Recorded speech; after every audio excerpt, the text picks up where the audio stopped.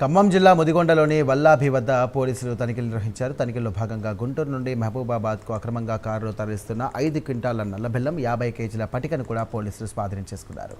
అనంతరం కారును కూడా సీజ్ చేసి 2 నిందితులను కూడా అదుపులోకి తీసుకున్నారు. ఈ ఘటనపై పోలీసులు కేసు నమోదు చేసుకుని దర్యాప్తు ముమ్మరం చేశారు.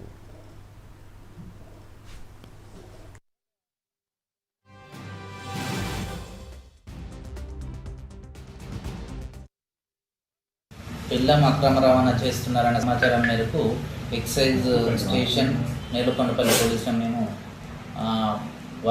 ముదిగొండ మండలం వల్లభి వద్ద తనిఖీలు నిర్వహించడం జరిగింది. ఈ తనిఖీలలో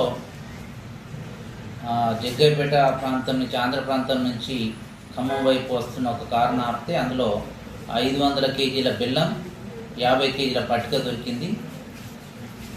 ఈ నిందితుల వివరాలు అడిగితే వాళ్ళు కర్లపాటి స్వామి, ఈయన మహబూబాబాద్ వాసి, తర్వాత షేక్ యాకూబ్ పాషా, ఈయన కందికొండ గ్రామం మహబూబాబాద్ జిల్లా వాసి. వీళ్ళిద్దరు కలిసి షేక్ యాకూబ్ పాషా, కందికొండ గ్రామం మహబూబాబాద్ మండలం. వీళ్ళిద్దరు కలిసి ఈ బెల్లము మరి పటికను గుడుంబ తయారీలో వాడే వీటిని నల్ల బెల్లం పటికను గుంటూరు ప్రాంతంలో కొనుగోలు చేసి మహబూబాబాద్ ప్రాంతంలో నాటుసారా తయారీ